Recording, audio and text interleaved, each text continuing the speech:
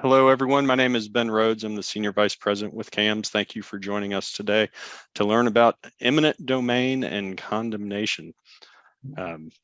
This may affect all of you. It's affected me personally. So I've gotten to hear Kenya's talk before, and I've always learned something every time.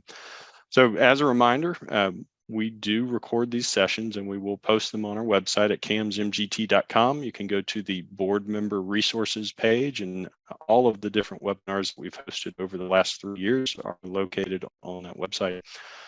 We will be taking questions throughout, and Keenya said if you have a question, ask it, and I will jump in and help facilitate that question. So feel free to ask questions throughout the presentation, and Keenya, I will turn it over to you.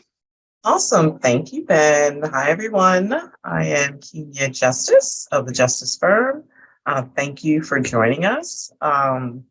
I just wanted to say before we get started, if any of the associations are actually going through an eminent domain situation now, if you have an offer, an inquiry, please let us know in the chat.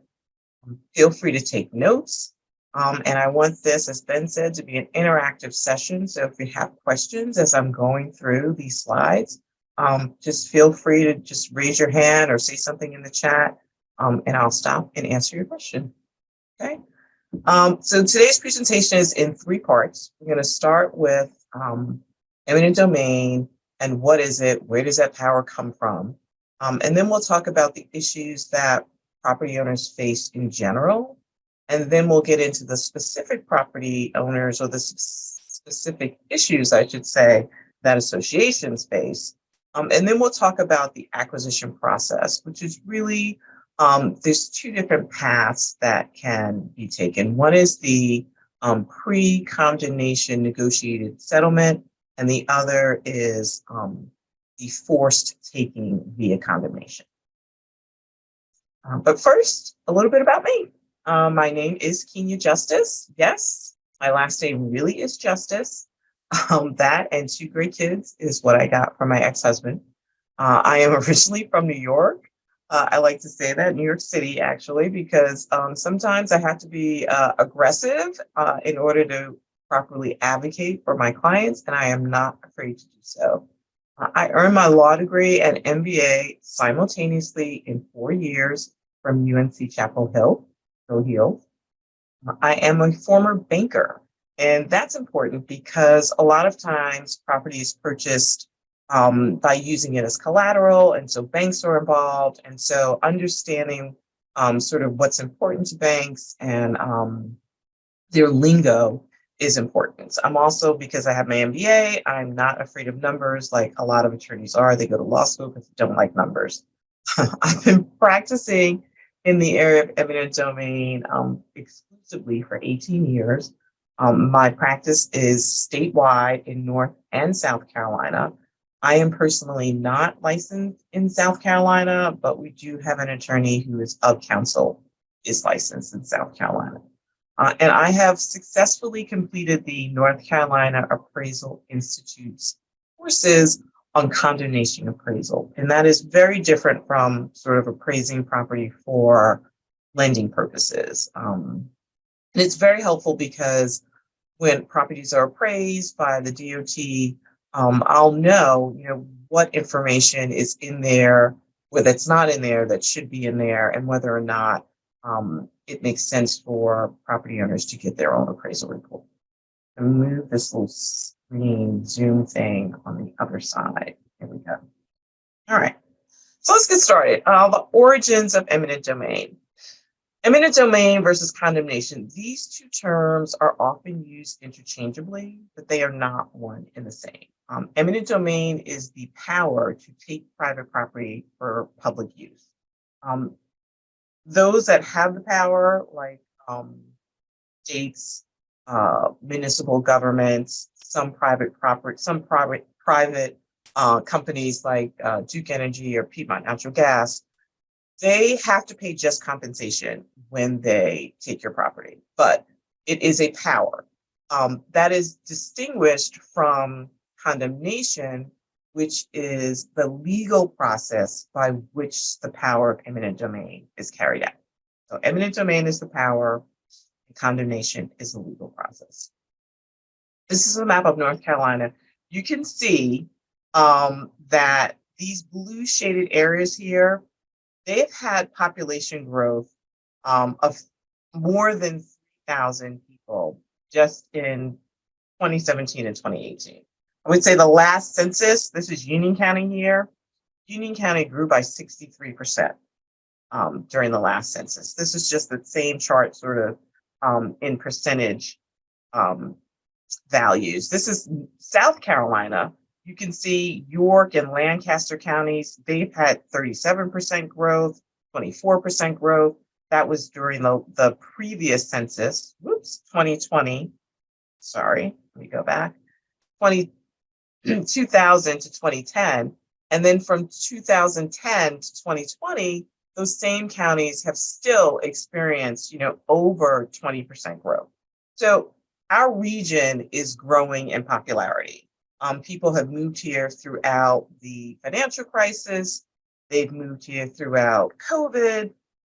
And when you have an increase in the population like that, you have people moving, they're bringing their cars, right? So you need more roads, or you might even need light rail.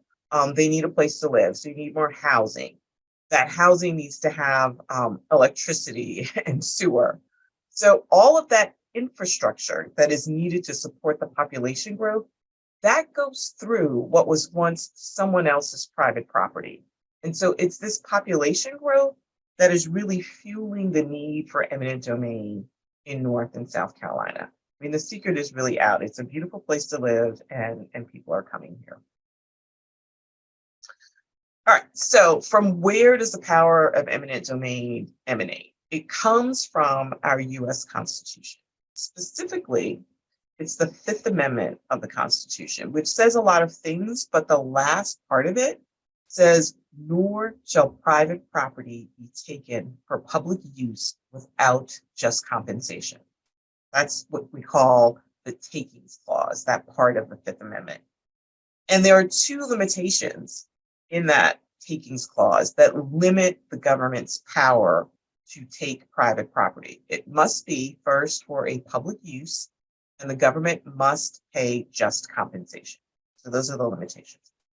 The amendment, the Fifth Amendment, is made applicable to the states by way of the 14th Amendment.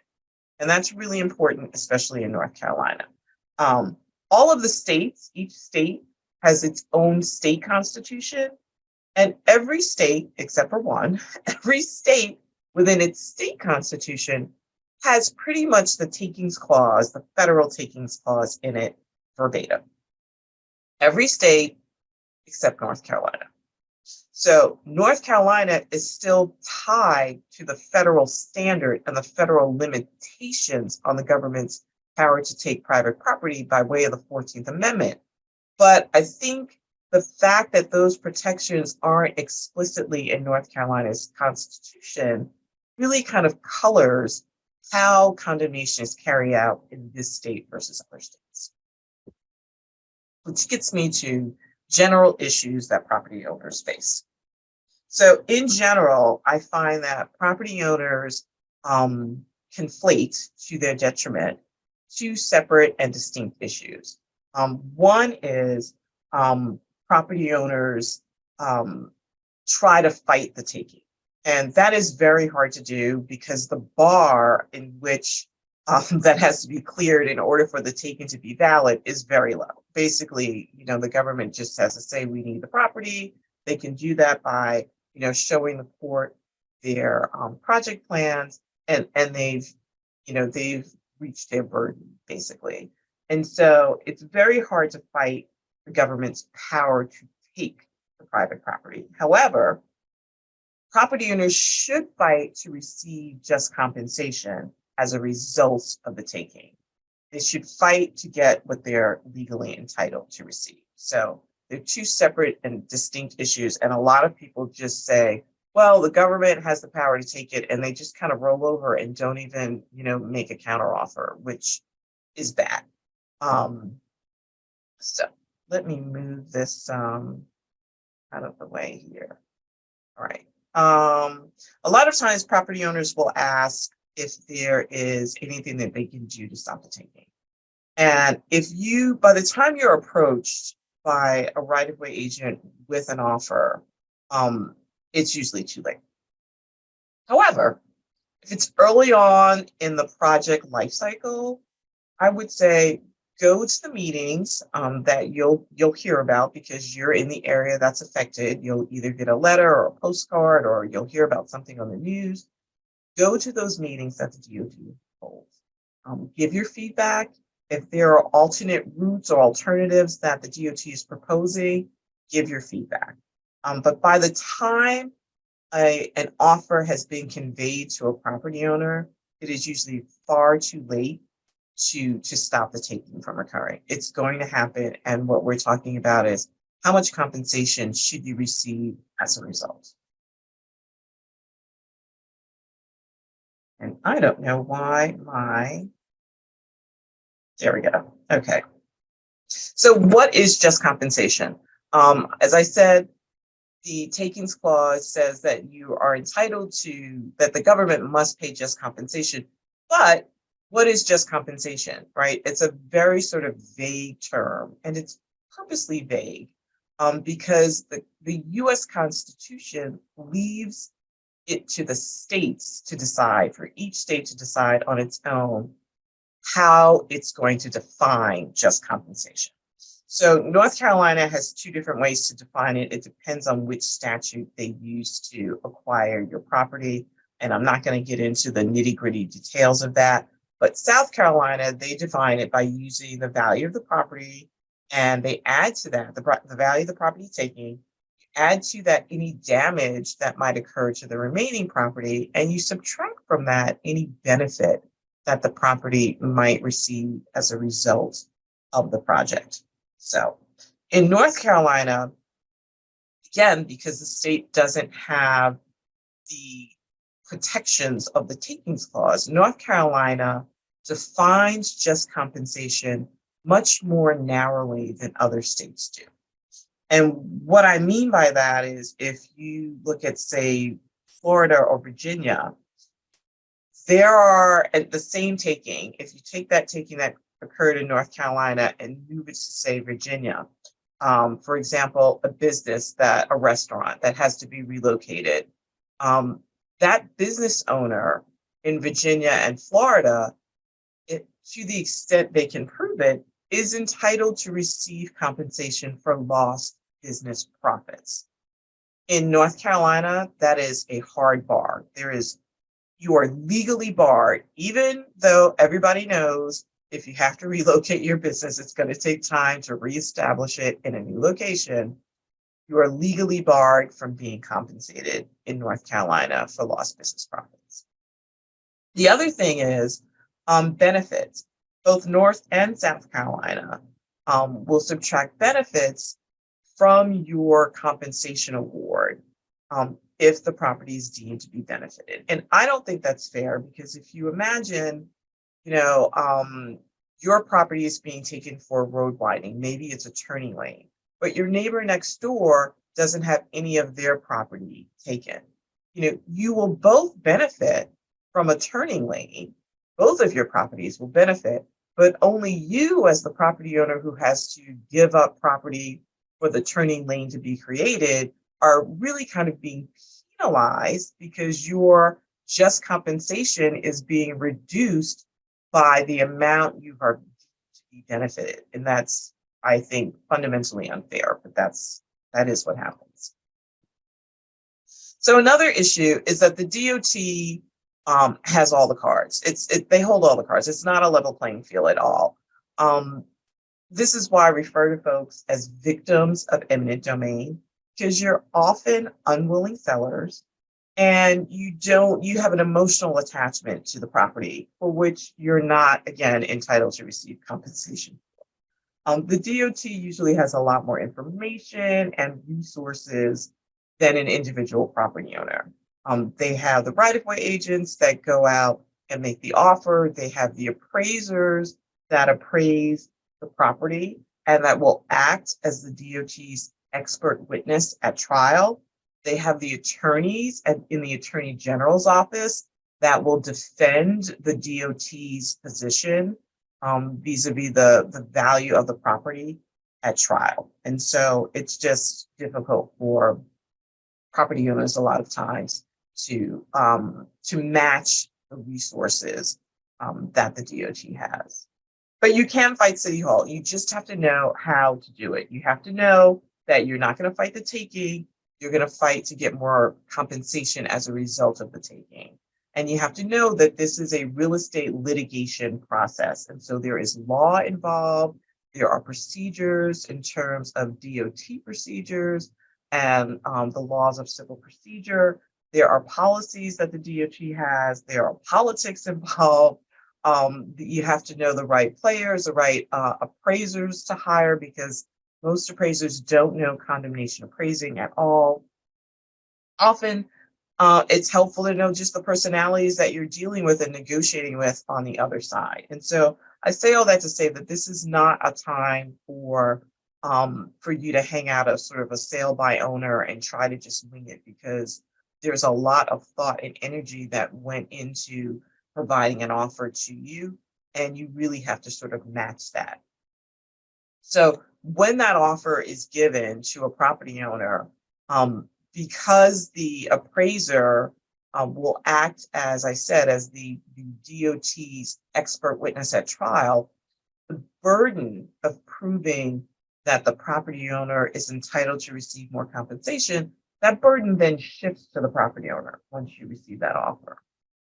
So what you have to do then is establish that additional compensation is warranted, but you also then have to quantify what that additional compensation is.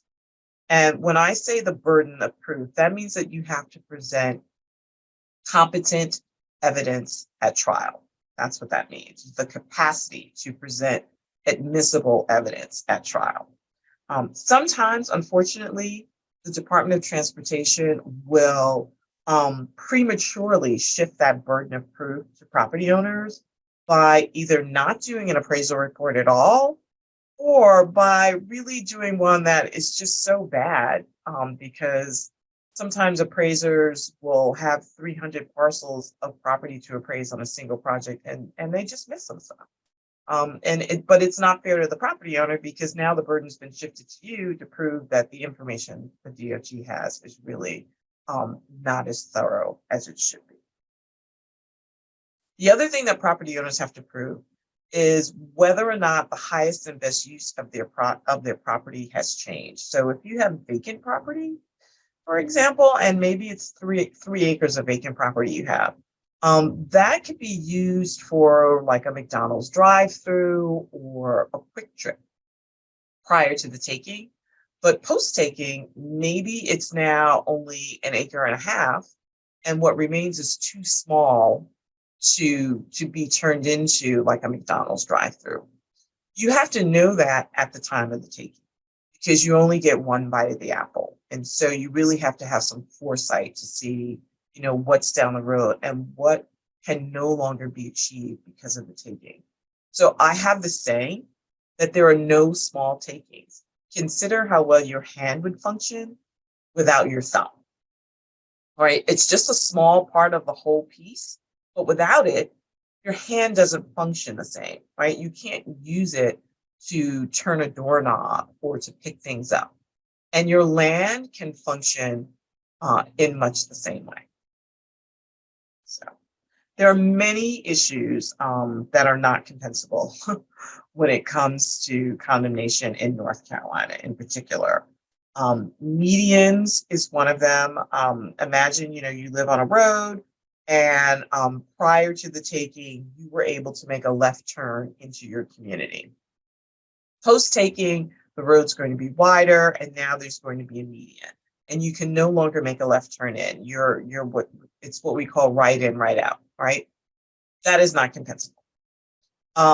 If because you're now right in, right out, there's a median, and you have to drive maybe up, down in the opposite direction that you want to go in for, I don't know, maybe a quarter of a mile before you can make a U-turn and actually go in the direction you want to go in. That is called circuitry of travel. That is also not compensable in North Carolina. Any sentimental value that you might have or attachment to the property is also not compensable. I've already said lost business profits are not compensable. Your aggravation and frustration with a project, which could be very real, is also not compensable. And so it is my goal and the firm's goal to realize that all of these things are real and they have an impact on the property. And to take these issues and really funnel them down into the very narrow sausage casing of what is compensable in North Carolina and to fully exploit that. And that is what we do in this office. So some additional issues that associations face.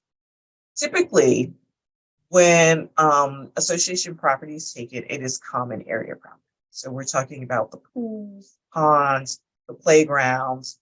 It can be landscaping, entrance monuments, and privacy walls. So these things are not just aesthetic, right? The landscaping is not just aesthetic. The privacy wall is not just aesthetic. They have a purpose. They keep out people that you don't want in the community. They keep out noise from the road, pollution from the road, headlights from the road. And so it's important to the community to have these things replaced when they are taken for a project. Also, many people in the community, all of the people actually, the members of the community, have an interest in the common area property that's taken. They have an easement of enjoyment. So all of you have an easement of enjoyment in the common area property. What I find is that the Department of Transportation has a very myopic view of the taking when it comes to common area property. Because typically that common area is transferred by the declarant or the developer to the association in individual parcels sometime after, a certain number or percentage of the homes in a community is sold. And so the TOT will sometimes look at that and say, oh, it's just, this one little parcel here, instead of really looking at the parcel as being part of the community as a whole. So imagine if the parcel that's being impacted by a project also has a clubhouse on it, right? The DOT is just going to say, oh, well, they're just taking this one little house and it's not a big deal. No, it is a big deal because everybody in the community uses that clubhouse. So sometimes what we have to do is really, through motions, expand the scope of what the DOT is looking at to include the entire community. We had to do that once in a condo in Greensboro when they took the swimming pool.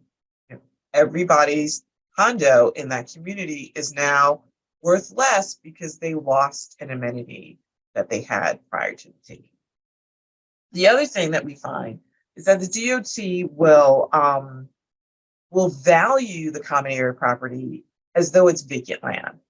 And it's not vacant land. A lot of times it's cleared, it's not wooded. So that was an investment that was made.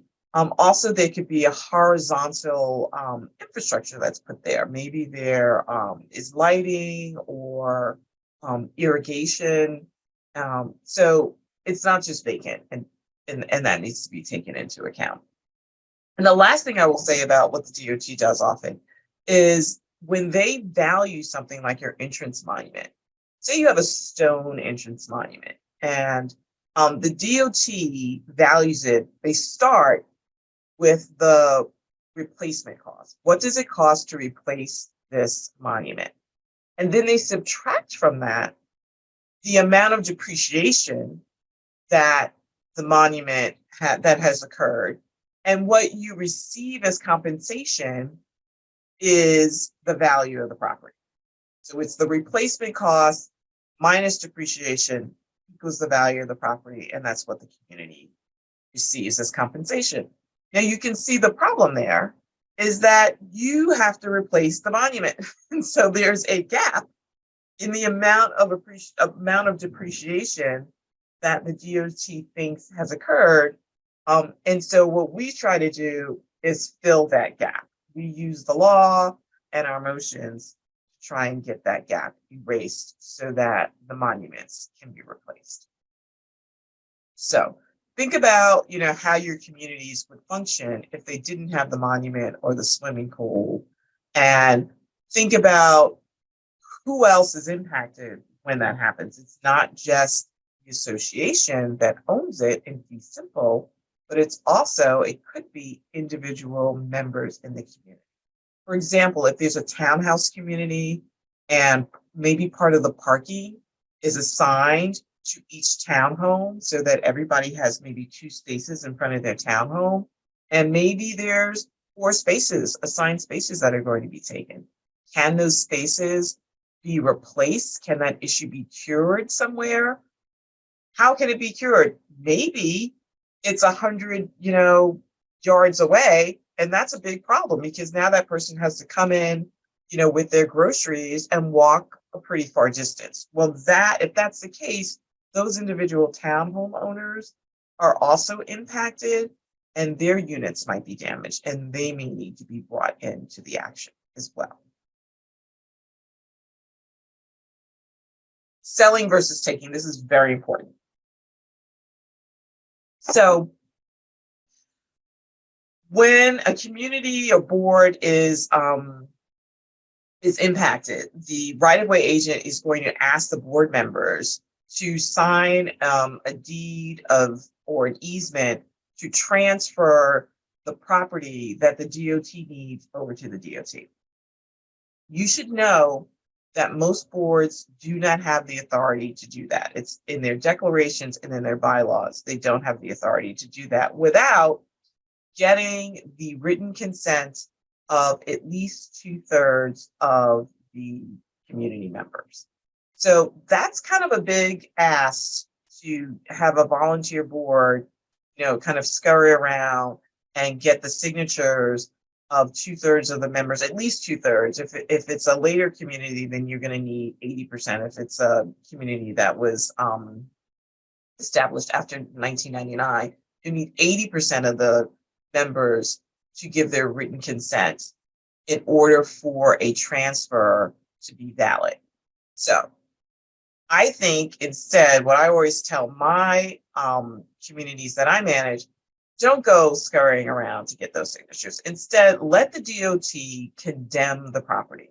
Because instead of doing a voluntary transfer, the condemnation is a taking from whoever has an interest in the property. So they are taking the interest from the association who owns it in fee simple, and they are taking the easement interest that the members have in it. And because it's an involuntary taking or transfer, it absolves the board of having to scurry around and get the signatures that would be needed if there was a voluntary sale. The other issue is with the condemnation, you are preserving the rights of individual property owners whose properties may be impacted. You are preserving their rights to bring a lawsuit if they choose. So like the townhome owners that I was referring to who are losing their parking spaces, their units are probably damaged. If everybody else has a parking space and they don't, then your units are going to sell for less than the other units would. And so with the condemnation, those folks have the right to bring a claim. If instead the association sells the property voluntarily, they are cutting off individual property owners from the right to bring their own suit. So condominiums are governed by the Condominium Act, which was established in 1986. Interestingly, there's a provision in that act that says that even condos established prior to 1986 are also impacted by the Condo Act. The Planned Community Act was established in January of 1999, and any communities established after January 1999 have to get 80% of their members to give their written consent to transfer a common area property to the DOT or any third party. That's what the covenants say. And when I say written consent, that means of the owners and of the owner's spouse. Sometimes property owners, if you're married, maybe only one of the property owners, one of the spouses is on the deed. You still need to get the signature of the other spouse, because if spouse A, who's on the deed, dies, spouse B has a right to inherit at least part of the property. And that right to inherit is a recognized property right. And so that is why you have to get the signature of both people, both spouses in the house. Sometimes the covenants will allow you as members of the board to transfer an easement to, say, like Duke Energy or Piedmont Natural Gas, if the board at its discretion believes that it would benefit the community. So that's something you have to look at and decide, and we're happy to look at that for you and decide whether or not you believe you have the authority to do that. But for a fee simple taking, or what we call right of way, usually the board does not have that authority. It's not in the declarations, it's not in the bylaws, and the Planned Community Act or the Condo Act we govern.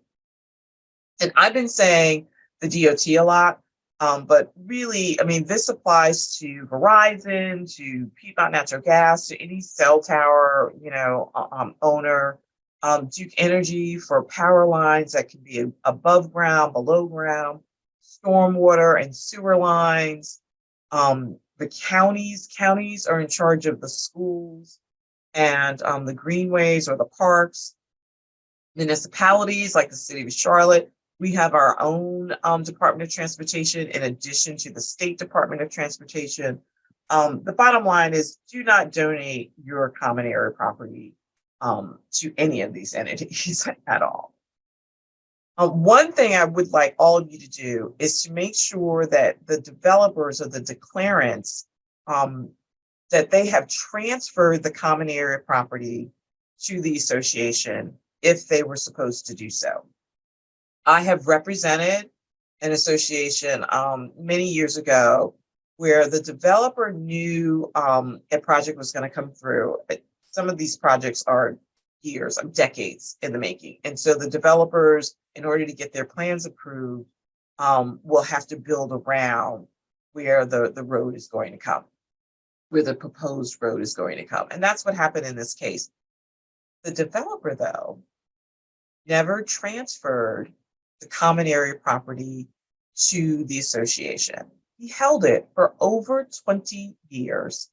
And when the road project came through, he was the one that got paid and not the association. So definitely make sure that the association owns the common area property when it's supposed to own it. Greenways are another issue that I've been seeing a lot with communities. Most communities want to have a greenway, if the greenway is coming through, and that's great. Some don't, they might be gated and they don't want, the public coming through the community. Either way, do not donate your property for greenways. There's a lot of issues there that are sort of below the surface. Chief among them. Oh, question? Ben, do you have a question? I see you popped on. I was going to throw out some scenarios that you may be able to clarify where sure. we are seeing stuff within associations. So probably an obvious one, but let's say it's a 2-lane road that runs along the frontage of a community and they need to widen it to a 4-lane road. Happens all the time. And they are going to be taking the common area to widen this road. Just to make sure, repeat kind of what you said about don't give it away. So that is an absolute example of eminent domain. Yes. And so yes. The associations have the right to be compensated for that. Yes. And the amount of compensation offered is often not enough to replace what was taken. Okay, so another issue that we've seen is sewer line enhancements, where they may have to bury a new sewer line that comes across common property. It could run down the frontage. In most cases, it's probably within the right of way, but sometimes it's occasionally outside of the right of way. Is that a time when, I guess, compensation would be just? Good question. If it is within the right of way or inside the right of way, which is land that is not owned by the association, then there would be no compensation at all. So just, If it's a it's nuisance, but there is, oh, it's a pain for sure. Yeah, it is a pain, for sure. But there's no compensation because they're not taking any of your property. so I mentioned this as a personal example before, but even if it affected an association as well, but where there's an old drainage easement that runs through a community, and the city would want to convert that to a stormwater easement, which is maintained by the city. Yes. Compensation is just in that situation. Yes. Yes. If there's an easement that's there, but maybe the easement area is going to be increased, then that additional area, you would definitely be compensated for that. So this is maybe something you haven't talked about, but we do see it a lot, and it's outside of maybe eminent domain, but it is the granting of easements for developers that need to access. Maybe it's a pumping station or attached to a road that would need to come across property. It's not the city or it's not a public utility, but it is a developer. How should those be handled as it relates to Ooh. eminent domain and condemnation? So that's a very good question, Ben. It's not something that I would handle, but you should definitely have whoever the attorney is that handles whatever work needs to be done for the association should look at that, because basically what an easement is the right to use someone else's property. So that developer is coming to the association saying, hey, I want to develop this land over here, but I need to use whatever it is you have over here so that my development can move forward. I don't know how that would be valued. It's not, first of all, it's not eminent domain because the developer's not inviting the public in. So it's not something for public use. The developer is a private, entity or citizen. So that's why it's not eminent domain. So he cannot force the association to give up, an easement for whatever purpose the developer needs it. So that's one thing to know. But if the association plans on doing that or would like to, provide the easement, then you're in the area of, well, how do you value that, right? Is it, on a square foot basis, which is kind of what the DOT does? Or do you think of it more of, well, without this easement, his development is toast. So, you know what I mean? Like, doesn't happen at all. I don't really know. But and who's responsible? Maybe too, the association can get the developer to, because of the easement that he has in it, maybe to share in the maintenance of, whatever it is he's getting an easement in. So maybe there's some, offsetting costs that can happen there. Those are just some of the things I think of off the top of my head, but it's not really an issue that I deal with. Okay. That's a good question, though. Well, so this first question that we have may be related to that, but I'll Okay. ask it. So I manage a property that was asked by a private company to grant 2 easements. Okay. This party already owns the easement, but wants to extend their easement. Made an offer on paper, but said they do not agree with the offer, and it will be lowered, and they will condemn the area and go to court to take it from them. Does this sound correct? The board would like to make some changes to the grant of easements and have them pay for their attorney's fees, and want to give them guidelines for all the landscaping issues that are associated with the easement. Furthermore, who pays for the easement and property tax wise? So okay, so there's a lot there. Property taxes, whoever owns the property pays the property taxes. Now, it's my understanding in both in North and South Carolina, when it's common area property, it does not have a tax assessed value. It's the individual lots that are taxed and not the common area property. But in general, whoever owns what we call the fee interest in the property pays the taxes, and the easement holder just gets to use the property. Now I'm confused because I don't know how this private entity has the power of eminent domain, unless is it like a Duke Energy or Piedmont Natural Gas or some sort of entity like that. They do have the power of eminent domain. And so if it's one of them, they tend to not want to condemn the property. And if you talk to them, they might be able to work something out there short of condemnation. If it's not an entity that has the power of eminent domain, if it's not a private entity with the power of eminent domain, then I don't know, that might just be a scare tactic that they're like, we'll condemn the property, because I mean you have to be vested with that power with the power of eminent domain in order to condemn property. So what type of companies, obviously, I guess companies, utility companies for public use would be granted that power, but Yes. development companies probably wouldn't be? No, not that I know of. No. Okay. Not at all. So here's another question. So for the last 10 years, my neighbors, with the permission of the golf course owner, have been mowing and clearing the golf course property between their yards and the golf course waterway. The golf course was recently sold, and the new owner requests that they no longer cut the bush or the brush along the waterway. Can a right-of-way eminent domain be used by the property owners to keep caring for the properties? They don't want the actual property, they just want to continue the maintenance. So that may not be necessarily an eminent domain type issue, of more of maybe a property property to property type issue. But it's interesting to me why anybody would want to continue maintaining property without wanting it. But I don't, they cannot use eminent domain at all.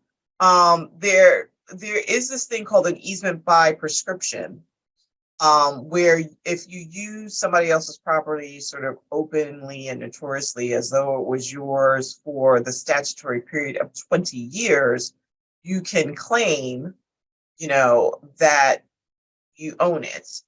But this hasn't been 20 years. And now, because there's a new owner, the 10-year period has sort of been interrupted, and the clock starts ticking anew for the new sort of 20-year period that you would have to claim it and mow the lawn or do whatever, maintain it as yours. But now this new owner is saying, no, don't do that. And so you've been put on notice that you cannot do that anymore. So you have to stop doing that. So I don't see how there's any way that the mower or the person who's been maintaining this property can have any claim for this property. So clarification to the first question, but it was the Dorchester County Water Authority, so outside of Charleston.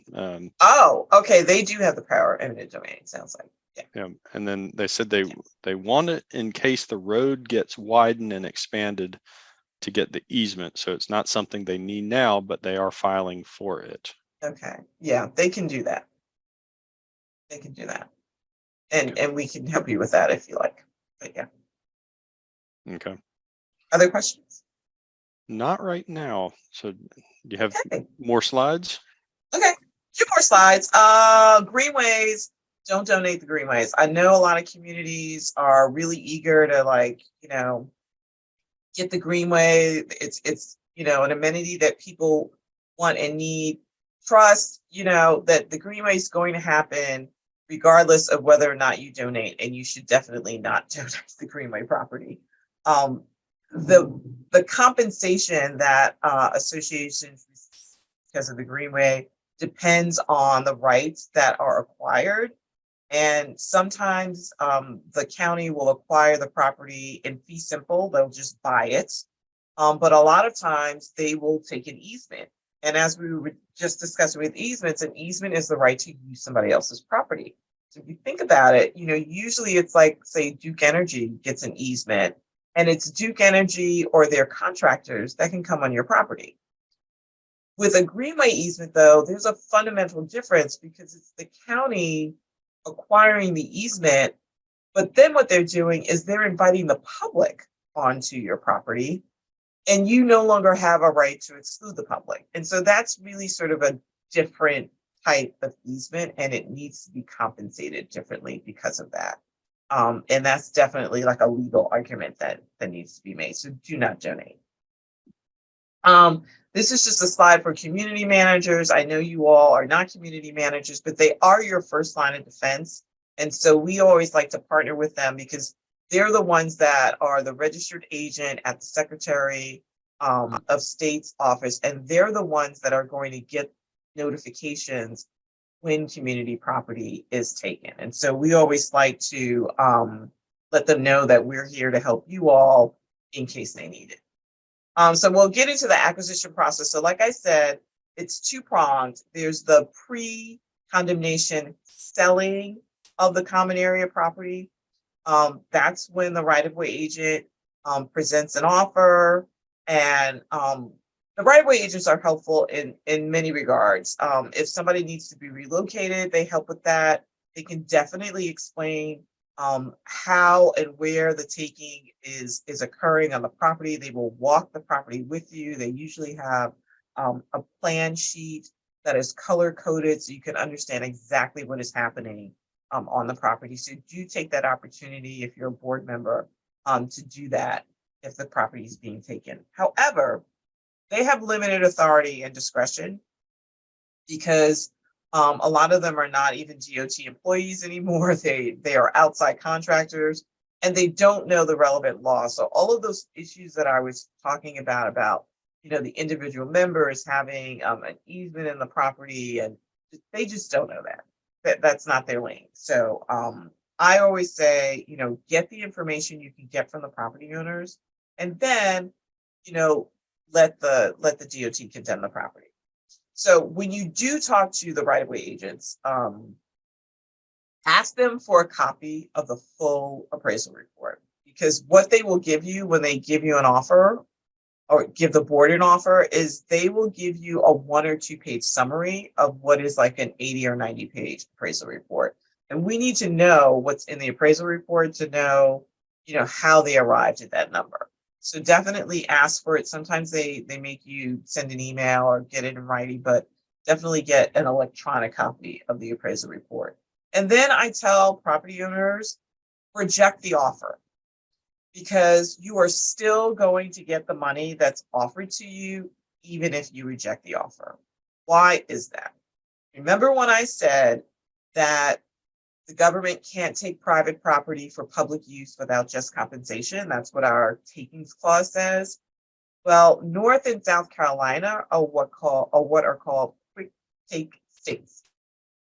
What that means is, upon the filing, title to the property that the DOT needs automatically shifts to the DOT. When the complaint of condemnation is filed, that is the start of a lawsuit. It is filed at the courthouse in the county where the property is located. And when that happens, title shifts. And because title shifts, when that complaint is filed, the Department of Transportation must also deposit the money that it offered you in the beginning. So whatever that initial offer is going to be deposited at the courthouse. That money does not have to sit there while we're fighting to get you more money. Okay, because the DOT has title, you are entitled to that money. So what we do is we file an application to have those funds dispersed. So, and then we fight to get you more money. So the legal condemnation process begins or will begin sometime after the property owners reject the offer. So that's when the complaint of condemnation is filed. Property owner still gets the money that's deposited, that was offered. The case moves out of the hands of the right-of-way agent, and it moves up the food chain to the Attorney General's office. And there I'm dealing with somebody who, you know, has discretion and the authority to resolve this case. They know the laws, or they know what you're entitled to receive compensation for. So, as I said, title shifts, and you still have the opportunity to get additional compensation, which you would not have had if you accepted the offer.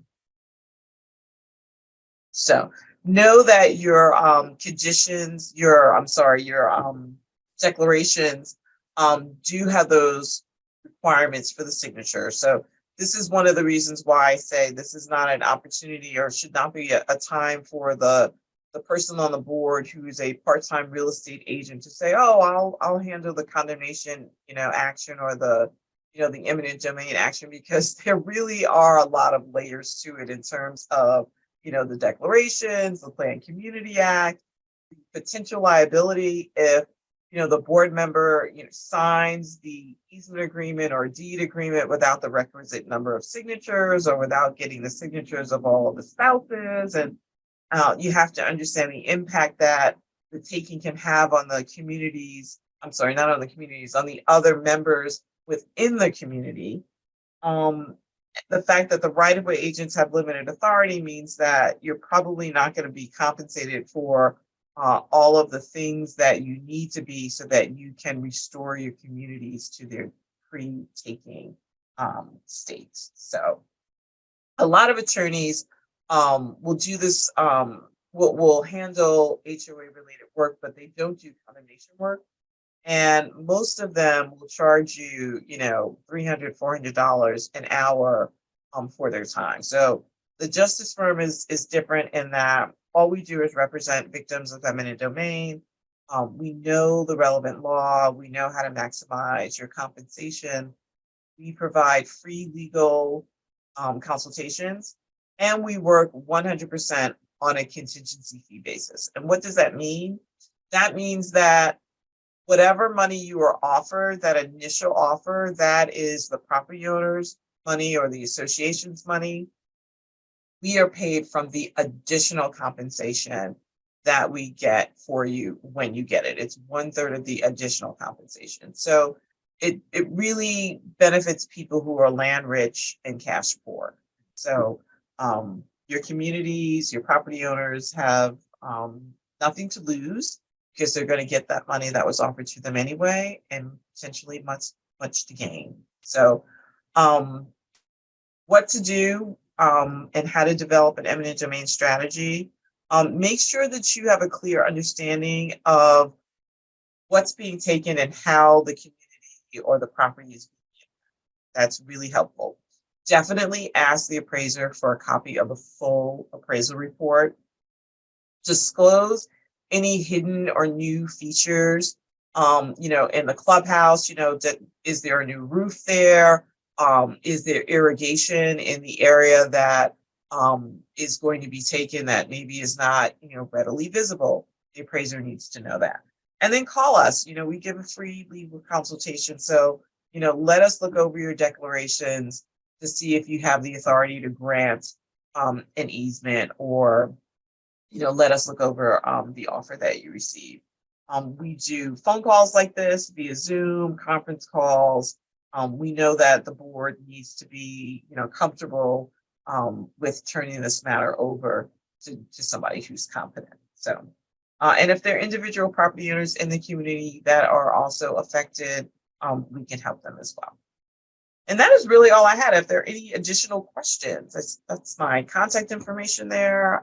We are here to help. We love CAMS. We love the Community Association Institute. So anything that we can do to be of assistance, we will do. Questions? Well, I will give it a minute. Okay. Let's see. Any others pop up? Well, I know in all the markets that we serve as CAMS, they're all mostly growing, so which is a great thing, but also something that affects with eminent domain. So Yeah, I mean, the secret is out. That's really what is driving the need for eminent domain here. It's a beautiful place to live. It used to be affordable. The weather's great. You know what I mean? And so people have been moving here. yeah, And I'll give you an example. I went to the Janet Jackson concert last Friday. yeah, I got off of I-85 onto North Tryon Street.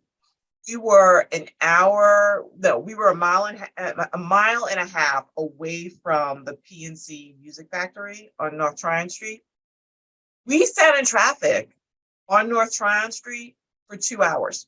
wow, It took us 2 hours to go a mile and a half because everybody was just converging. And I was like, we need better infrastructure. We missed the opening act. wow. That's what happens. Well, roads will be expanding. Roads will be Okay, expanded. well, I do not see any other questions that have come in. So, well, Keenya, thank you very much for your time this Thank afternoon. you. And My thank you pleasure. for all the participation that we've had today. Smaller group, but we will continue to help host these. So if there are any content that you'd like to hear about, please let us know. As a reminder, we do record the session and it will be on our camsmgt.com website. So thank you again, everybody, and good night. Thank you. Bye-bye. Bye.